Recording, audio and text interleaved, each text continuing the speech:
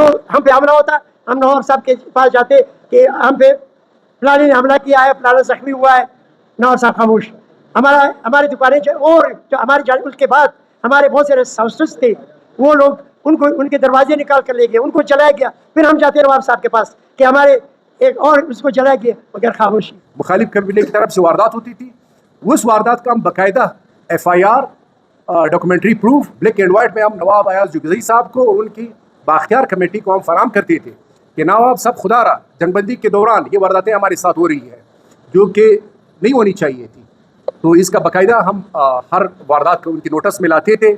और न कमेटी उसका बाकायदा नोटिस लेती थी, न उनको मुखालिफ कबीले को मना करती थी। अफसोस और बारी दिल के साथ और बामरे बजुरी नवाब अयाज जुगज़ई को जो फैसला सालिसी सादर करने के लिए दिए गए, सालिसी के इख्तियारात वापस लेते हैं।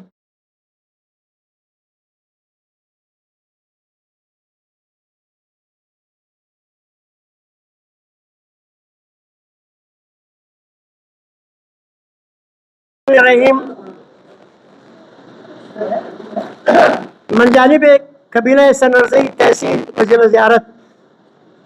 ज़ियारत में 4 साल से जारी कबायली तनाज़ा के सालिस नवाब अयाज खान जुगज़ई साहब को 4 साल पहले जो इख्तियार दिया गया, उस इख्तियार सालिसी को वापस लेने के सिलसिले में सनरज़ई कबीले की तरफ से मुतफ़िका आज 17/6/25 को प्रेस कॉन्फ्रेंस का इनेकाद किया जा रहा है। मोअज़्ज़ज़ साफ़ी हज़रात, अस्सलाम वालेकुम। ज़ियारत के 2 मुकामी कबाइल सनरज़ई और सेज़ी के दरमियान 15 जून 2021 को कबायली रंजिश उस वक्त पैदा हुई जब मुखालिफ फरीक सेज़ी के सैकड़ों अफराद ने हमारे कबीले सनरज़ई के गाँव पर मुसल्लह लश्कर कशी की। इस दौरान साजिश के तहत अपने ही फायरिंग से अपने एक शख्स को कत्ल करके जवाज़ बनाकर ज़ियारत शहर में मौजूद कबीला सनरज़ई के अक्सर जायदाद, दुकानात, होटल्स, रेस्ट हाउसेस पर हमलावर हुए और लूट मार करके हमारे कबीले के अक्सर इमला को जलाया गया। दर्जनों मोटरसाइकिल्स, गाड़ियों को जलाया गया। इस दौरान इलाके के कबीले पानीज़ई, वरेची, दुमर, तेमुरज़ई, शेख, तारड़ व दीगर सारंगज़ई अक़वाम ने कशीदगी को रोकने के सिलसिले में मस्बत किरदार अदा किया, जिस पर हम कबीला सनरज़ई, ज़ियारत, संजाबी, हरनाई और शारक के उन तमाम कबाइल के शुक्रगुजार हैं। दरी असरा नवाब अयाज खान जुगज़ई के सरबराही में दर्जनों मुअज़्ज़ज़ीन, मोतबरीन और बुज़ुर्गों पर मुश्तमिल जरगा ने नवाब साहब की तरफ से सालिसी की पेशकश की, जिसे कबीला सनरज़ई ने कबूल किया और जरगे ने सीज़ फायर या जंगबंदी की गरज से कबीला सनरज़ई के लोगों को ज़ियारत शहर जाने से रोक दिया। उस वक्त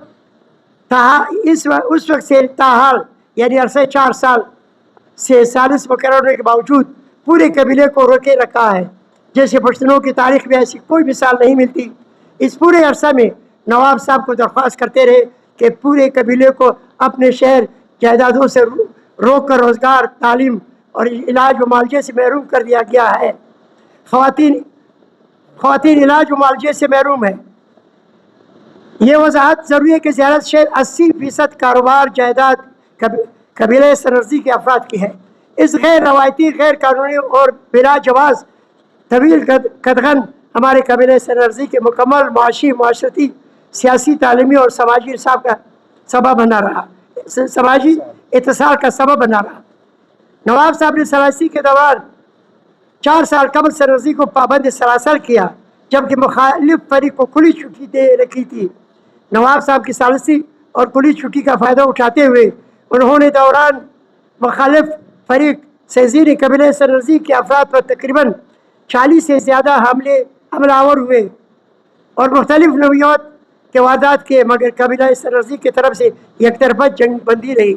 और कबीला सेज़ी की तरफ से वाज़ेह तौर पर ज़्यादती का आगाज़ किया गया, मगर नवाब साहब ने फैसले की तारीख मुकर्रर करते हुए सज़ा एक तौर पर ज़ियारत शहर में कबीला सनरज़ई की तबाहशुदा इमलाक के नुकसानात का तखमीना सरकारी कमेटी ने कमिश्नर डिवीज़न के सरबराही में 32 करोड़ से ज़्यादा लगाया। और पिछले साल काबीना ने जब हमारे कबीले की तरफ से नुकसानात के अजाले के सिलसिले में दरख्वास्त की तो सूबाई काबीना ने 7 करोड़ रुपए के लगभग रकम मंजूर की। اس رقم میں زیارت شہر میں قبیلہ سررزی کے جائیدادوں سے متصل دیگر قبائل کے جائیدادوں کو بھی نقصان پہنچا تھا، حتیٰ کہ مخالف قبیلے کے بھی چند دکانیں نقصان پہنچا تھا، اور یہ رقم سب لوگوں کو ان کے نقصانات کے مطابق کم یا زیادہ صوبائی حکومت کی طرف سے عطا کیا گیا۔ نواب صاحب قبیلہ سررزی کے وفد سے اکثر و بیشتر صوبائی حکومت کے نقصانات کے ازالے کے سلسلے میں ہونے والی رقم پر گلے شکوے کرتے رہے اور ناراضگی کا اظہار کرتے رہے کہ ہمارے سمجھ سے بالاتر ہے۔ نواب صاحب حیران کن طور پر سرکاری تاوان کی رقم اپنے ہاتھوں سے تقسیم کے خواہش کا اظہار کرتے اور خواہش کے پورا نہ ہونے پر اپنے غیظ و غضب کا اظہار کرتے پائے گئے، جو ان کے شاہ نشان کے خلاف شاہ نشان نہیں ہے۔ یہاں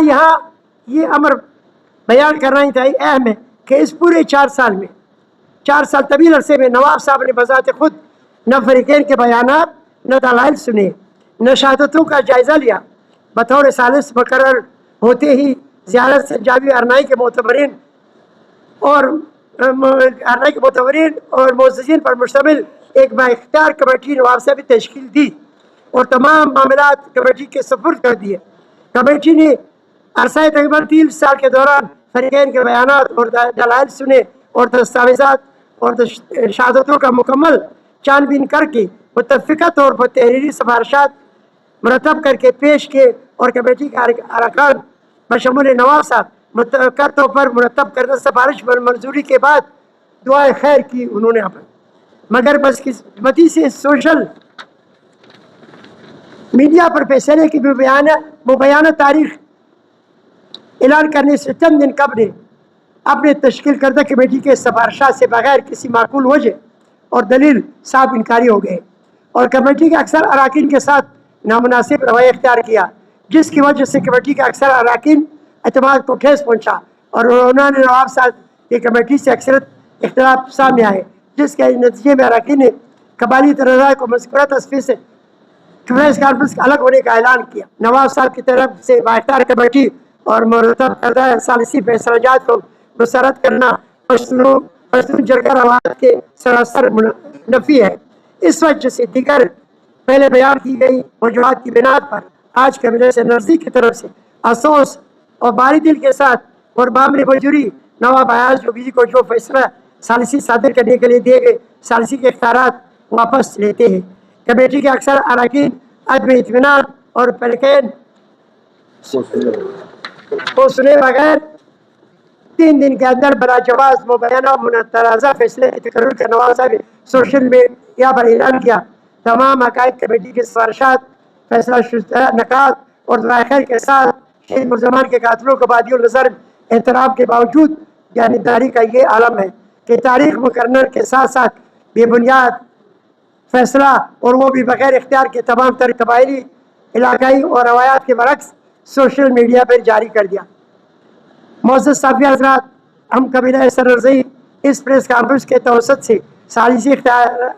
اختیار ثالثی سے دستبرداری اور نواب صاحب سے اختیار ثالثی واپس لینے کا اعلان کرتے ہیں، اور ہمارے بیان کردہ حقائق اور حالات سے فیصلہ سازی میں اہلیت کا فقدان بخوبی اندازہ ہے۔ ہم بلا جواز مبینہ تاریخ تقرری اور جرگے کے اعلان علاقے کے امن اور سکون کے بجائے 2 برادر قبائل کو لڑانے اور نہ ختم ہونے والی جنگ کی بنیاد رکھنے کے مترادف ہیں۔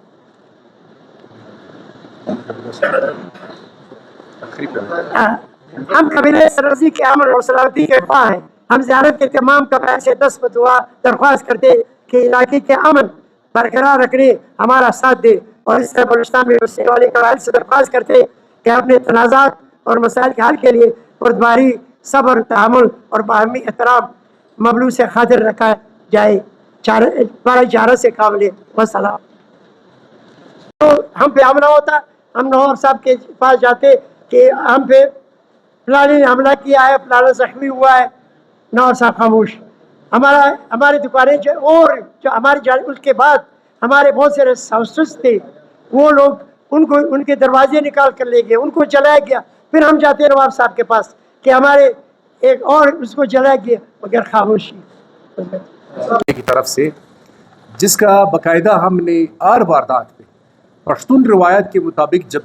बंदी होती है, सीज फायर होता है, तो उस टाइम कोई कबीला भी हरकत नहीं करता है, कोई वारदात नहीं करता है। लेकिन यहाँ पर तमाम पश्तून रिवायात जो जंगबंदी की रिवायत थी उसकी वायलेशन करते हुए हमने नवाब अयाज खान जुगज़ई साहब को अख्तियार दिया और वाहिद सालिस। उन्होंने फिर मज़ीद 2 कमेटियाँ बनाई, एक ज़मीन का जो तनाज़ा था उसके हवाले से कमेटी बनाई और दूसरी कमेटी वारदातों और कत्ल वगारत और नुकसानात जो बाज़ार में हमारी जायदादों और अमला को जलाया गया था। तो इन दोनों कमेटियों का काम ये था, ये नवाब साहब ने बनाई है, ना हमने बनाई है कमेटी, ना मुखालिफ कबीले ने बनाई है। ये 2 कमेटियाँ नवाब साहब ने बनाई है, उनकी बनाई हुई कमेटियाँ हैं। बाकायदा उनको अख्तियार दिया गया था कि जो वो कमेटियाँ सिफारिशात देगी, नवाब साहब उन सिफारिशात के बिना पर फैसला करेंगे। जबकि यहाँ पर नवाब साहब ने न ज़मीन पे गए हैं, न उन्होंने ज़मीन का जायज़ा लिया है, न बाकायदा जिस तरह ये कमेटियों ने हमें सुना और हमें हमारे सबूतों को देखा, उस तरह नवाब साहब ने नहीं सुना। तो लिहाजा इन कमेटियों का जो सिफारिशात है, फैसला उस बुनियाद पे होना चाहिए था जिसका पिछले दिनों कमेटी के अक्सर मेंबरान ने बाकायदा प्रेस कॉन्फ्रेंस के थ्रू जो है ना इसको नफ़ी किया, लातालुकी का इज़हार किया।